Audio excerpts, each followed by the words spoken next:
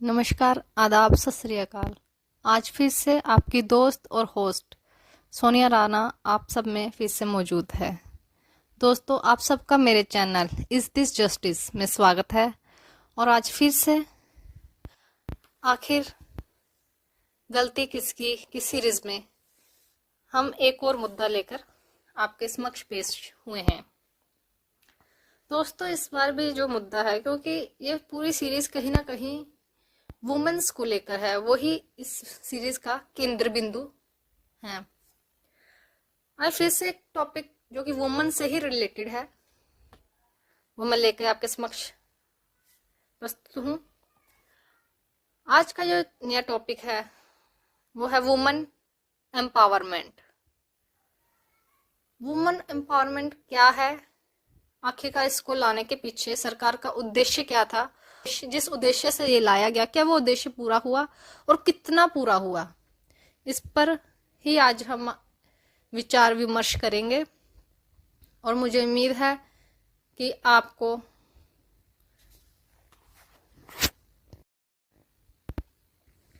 तो आइए topic start करते हैं। वुमेन एम्पावरमेंट 2001 में ये स्लोगन लाया गया, एक नारा लाया गया सरकार द्वारा, वुमेन एम्पावरमेंट को लागू किया गया।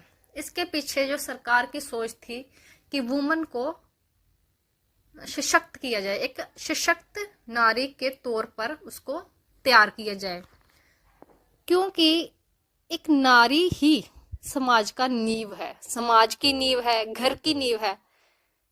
क्योंकि नारी के बिना तो कुछ भी संभव नहीं है, क्योंकि उसको जननी कहा गया है, वह है तो हम हमारा भी जन्म होता है, इस समाज का जन्म नारी से ही हुआ है।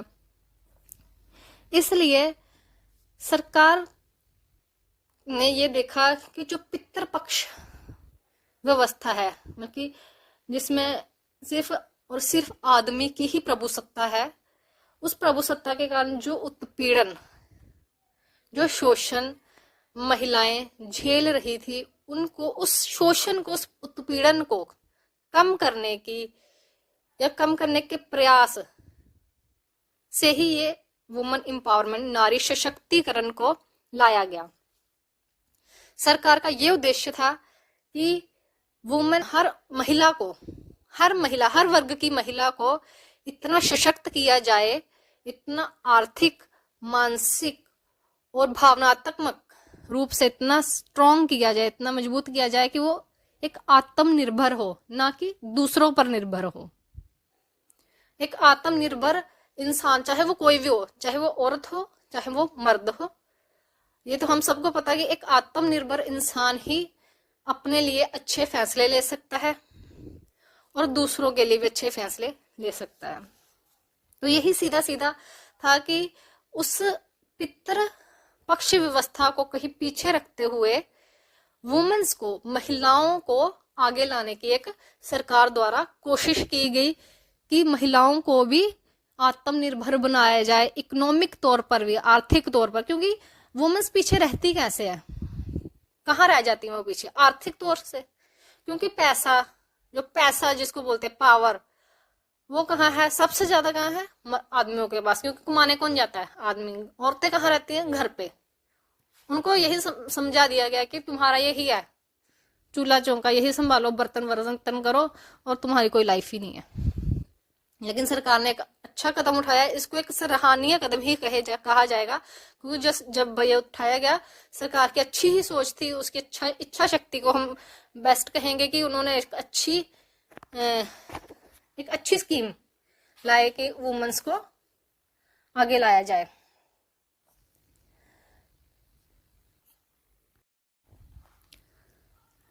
मुझे उम्मीद है कि मैं आपको नारी सशक्तिकरण का जो अर्थ है वो समझा सकी हूँ। अगर नहीं तो एक बार फिर से मैं आपको इतना सीधे सरल शब्दों में बता दूं, एक ऐसी नारी जो खुद पर आत्मनिर्भर हो, जो अपने डिसीजन खुद ले सके, ना कि दूसरों पर निर्भर हो, ना कि वो दूसरों के डिसीजन से चले। ठीक है? क्योंकि एक सशक्त नारी ही एक सशक्त समाज का निर्माण कर सकती है। चलिए आगे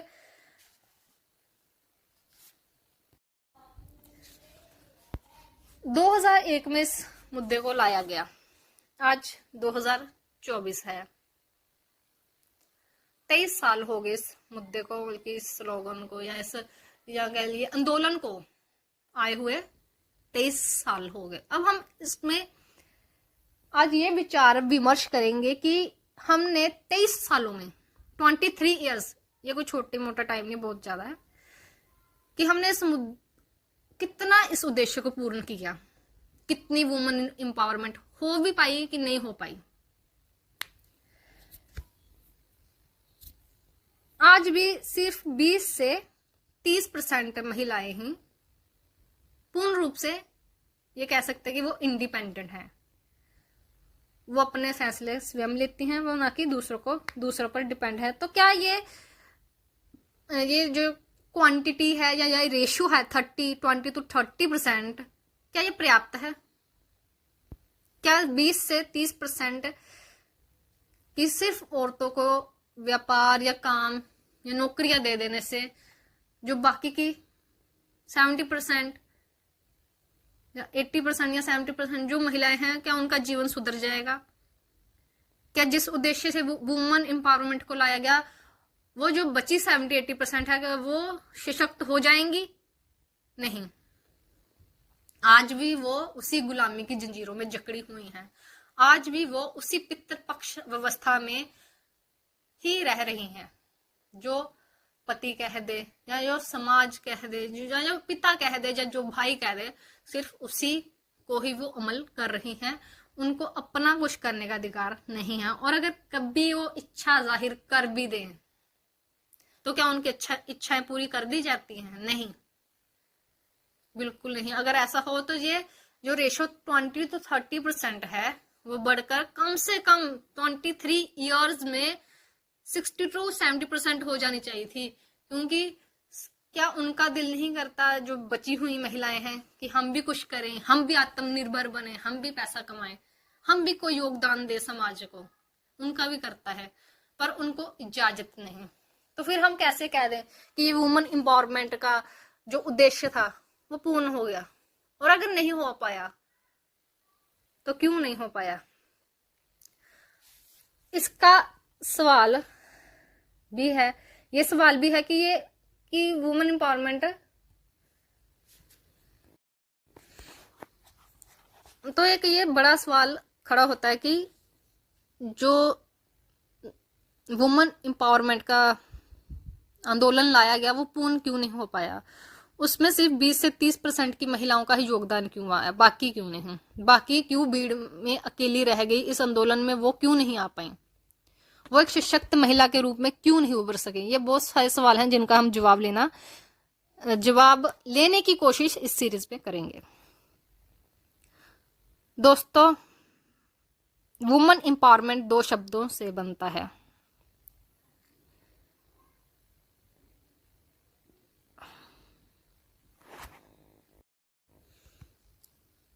तो आइए चलिए इस पे विचार विमर्श किया जाए कि ये जो महिला सशक्तिकरण, नारी सशक्तिकरण का सपना, ये अधूरा क्यों रह गया? ये पूर्ण रूप से पूर्ण क्यों नहीं हो पाया? नारी सशक्तिकरण, जिसको हम इंग्लिश में इम्पावरमेंट बोलते हैं, उसका एक महत्वपूर्ण बीच में शब्द है जिसको हम पावर बोलते हैं। पावर का अर्थ है ताकत। तो दोस्तों, हम ताकत उसी को देना चाहेंगे। अगर हम मनुष्य स्वभाव की बात करें तो हम ताकत उसी के हाथों में देखना चाहेंगे जिसे हम अपना समझते हैं, जो हम सोचते हैं कि यार नहीं, ये हमारा कोई उद्धार कर सकता है ना, उसी को आगे बढ़ाते हैं, कि जिसके लिए हम भी कुछ फील करते हैं, नहीं हाँ अटैचमेंट महसूस करते हैं, ये कर देगा, ये हमारे लिए कुछ कर लेगा, पावर, इसी को पावर में ले आते हैं कि ये कुछ ना कुछ तो करेगा। चलिए, अब ये जो समाज है, जो हम लोग हैं, हम ही समाज है, हम लोग बेटियों को क्या सोचते हैं, बेटियों के लिए क्या सोच समझ है, क्या मानसिकता है हमारी, थोड़ा इस पे विचार विमर्श करते हैं। फिर आपको पता चल जाएगा कि वुमेन एम्पावरमेंट क्यों पूर्ण नहीं हो पाया। दोस्तों, जब किसी के घर में बेटी पैदा होती है तो कुछ दबी आवाजों में कुछ शब्द निकल के बाहर आते हैं, या फिर खुलेआम वो शब्द बोले भी जाते हैं, जैसे ये तो परायाधन है, पराया, ये तो परायाधन है, ये तो बोझ पैदा हो गई। और कुछ घरों में तो इतना मातम पसर जाता है कि ऐसा लगता है कि पता नहीं कितनी दुखद घटना हो गई है, क्या हो गया है। तो जिससे हम पराया, बोझ और मातम जैसा माहौल बना लेते हैं जिसके जन्म पर। और यहाँ तक ही नहीं, कई बार तो उस पैदा हुई बच्ची को हम अपने पास रखना तक मंजूर नहीं करते। कहीं कूड़े में मिलती हैं बच्चियां, ऐसा अक्सर होता है। अभी रिसेंटली कल मैं देख रही थी तो अनमोल कवात्रा, आपने नाम सुना होगा, लुधियाना के, वो एनजीओ चलाते हैं। कल ही एक आदमी उनके पास गया और 4 दिन की बच्ची लेकर गया, वो भी तो बच्ची किसी ने पैदा की, तो उन्होंने अपनी बच्ची फेंक दी। 4 दिन की बच्ची लेकर वो अनमोल कवात्रा के पास कल गया हुआ था, तो उन्होंने वहां वो रेस्क्यू किया। कुछ दिन पहले एक बच्ची पराली में दबी मरी पाई गई।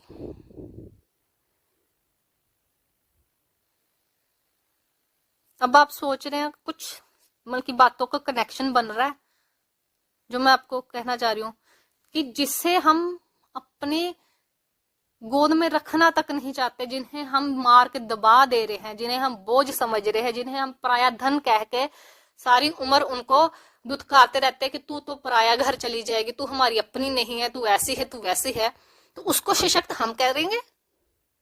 क्या हम में ये इच्छा शक्ति है कि हम उसको सशक्त करना भी चाहते हैं कि नहीं? सरकार सिर्फ कानून बना सकती है हमारी बच्चियों के उद्धार के लिए, लेकिन उनका उद्धार करने की असली जिम्मेदारी तो हमारी है। हम करना चाहते हैं कि नहीं, सवाल यहां उत्पन्न होता है। अब सरकार घर घर जाकर तो खड़ी हो नहीं सकती, ऐसी व्यवस्था तो कहीं भी नहीं है। वो इंडिया छोड़ो इंग्लैंड में भी नहीं है कि सरकारें घर घर पे बैठी हों और ये पहरा दे रही हों कि बच्ची पैदा हो रही है और उसको कोई मारे ना, या उसका पालन पोषण माँ बाप अच्छे से करे। एक कुम्हार, मैं एक छोटी सी उदाहरण देना चाहूंगी समझाने के लिए। एक कुम्हार जो मिट्टी के बर्तन बनाता है, उस मिट्टी का उसने क्या बनाना है ये उस मिट्टी पे डिपेंड नहीं करता, ये उस कुम्हार की कला पे डिपेंड करता है। उस कुम्हार पर निर्भर करता है कि वो क्या बनाएगा। वो इस मिट्टी का कच्चा घड़ा बनाएगा जो 1-2 बारिश की मार भी ना झेल सके और वो टूट जाए, जो एक पक्का घड़ा बनाएगा जिसको कोई हानि ना हो, वो हर तरह की मार झेल जाए, या एक वो सुंदर सी सुराही बनाएगा। ये सब उस कुम्हार पर निर्भर है। जब एक बच्चा, छोटा सा बच्चा, जिसे हम भी यही कहते हैं कि वो मिट्टी के समान है, जिसको जैसे मोड़ो तोड़ोगे वो वैसे ही बन जाएगा, तो हमारी बच्चियां, उनमें कुशलता, उनमें निर्भरता, उनमें आत्मविश्वास, उनमें अपने लिए एक ऊर्जा, वो हम ये उम्मीद कैसे करें कि वो बाहर की सरकारें भरेंगी या बाहर का कोई पड़ोसी इंसान भरेगा? वो हमारे हाथ में है, वो हमने तो करना है क्योंकि वो हमारे पास है, हमारी छत्रछाया में पल रही हैं।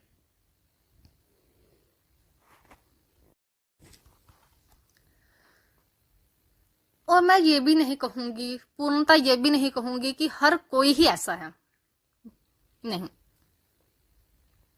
सभी बुरे भी नहीं, सभी की मानसिकता ऐसी नहीं कि वो बेटी को बोझ ही समझे, पराया धन ही समझे, उन्हें ताने ही देते रहे ना। कई माता पिता, कई उदाहरण हैं जो आज भी अपनी, अगर कोई बच्ची उनके घर किलकारी मारती है या किसी बच्ची का जन्म होता है तो वो आज भी खुशियां मनाते हैं। ऐसे जश्न मनाया जाता है मानो कितनी बड़ी खुशी मिल गई। बिल्कुल ऐसी ही उदाहरणें को देखते हुए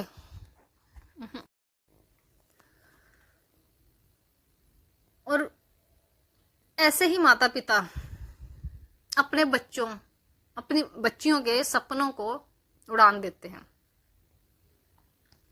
जो वो करना चाहे उन्हें करने देते हैं, उन्हें हौसला देते हैं, कोई बात नहीं, एक बार फेल हो गए कोई बात, अगर तुम किसी कार्य में एक बार फेल हो गए तो कोई बात नहीं, बार बार करो, एक दिन सफल जरूर होगे। ऐसे माता पिता भी हैं। और ऐसे ही माता पिता की बेटियां एक दिन आईपीएस किरण बेदी बनकर आती हैं। ऐसे ही माता पिता, ऐसे ही परिवारों की बेटियां एक दिन कलेक्टर बनती हैं। ऐसे ही परिवारों की बेटियां एक दिन इंदिरा गांधी बनती हैं, ऐश्वर्या राय, और न जाने कितनी ही वुमेन्स हैं जो हमारे देश को नेशनल और इंटरनेशनल लेवल पर, कई खिलाड़ियां हैं, सानिया मिर्जा, सानिया नेहवाल जैसी खिलाड़ी हैं जो हमारे देश को नेशनल और इंटरनेशनल लेवल पर जाके रिप्रेजेंट कर रही हैं। तो हम अपनी बच्चियों को क्या दे रहे हैं?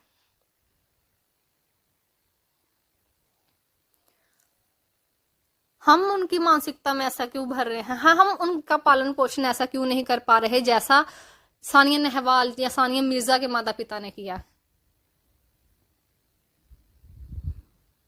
क्यों हमारी सभी बच्चियां ऐसी नहीं? क्यों हमने अपनी बच्चियों के अंदर अंधकार, डर और एक ऐसी कुंठा भर दी है जिनमें वो हर वक्त कुटती रहती हैं और ये सोचती रहती है कि हम तो बोझ हैं। क्यों बेटियों के लिए सहारा ढूंढ रहे निकल पड़ते हो? कभी पिता का सहारा, कभी भाई का सहारा, कभी पति का सहारा। इन बैसाखियों की आखिरकार हमारी बच्चियों को जरूरत क्यों? वो एक सशक्त होकर, एक सशक्त महिला, एक सशक्त नारी के रूप में उभर कर अपने माता पिता की वृद्ध अवस्था में उनकी लाठी नहीं बन सकती?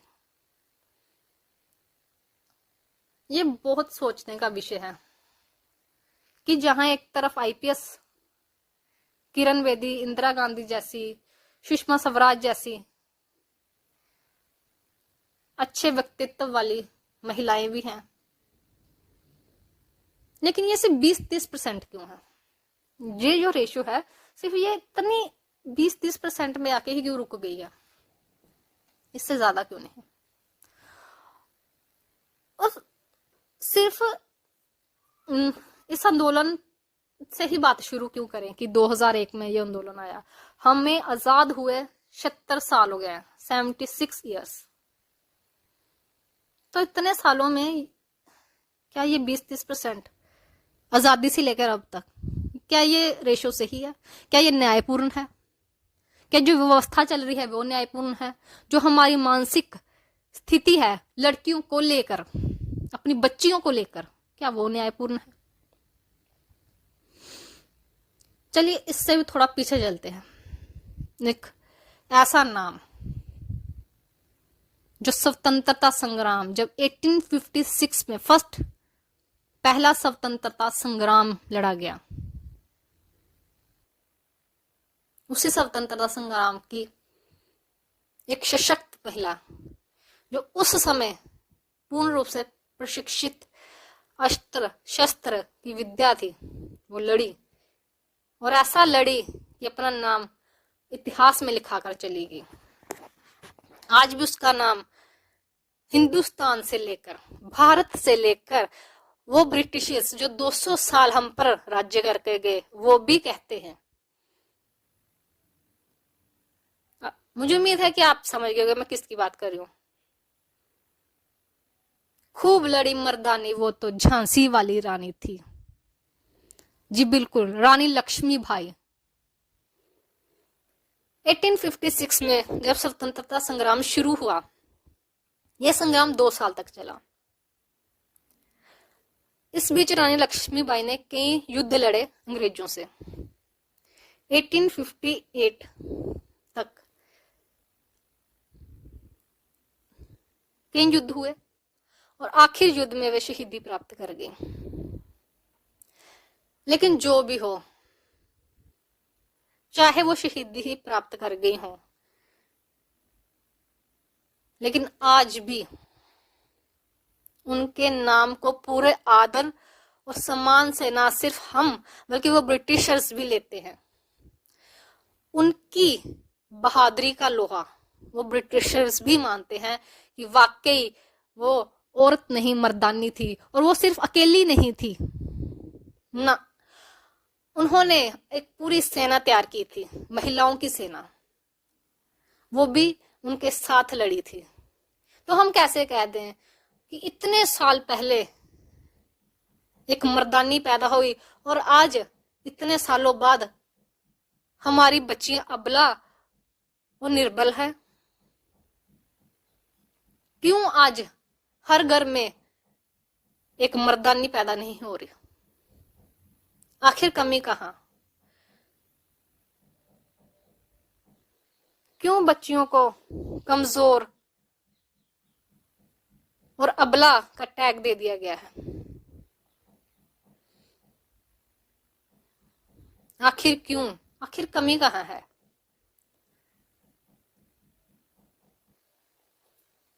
मुझे लगता है कि इस मुद्दे पर आपको, हमें, हम सबको बैठ के सोचना और विचारने की जरूरत है कि आखिर गलती किसकी।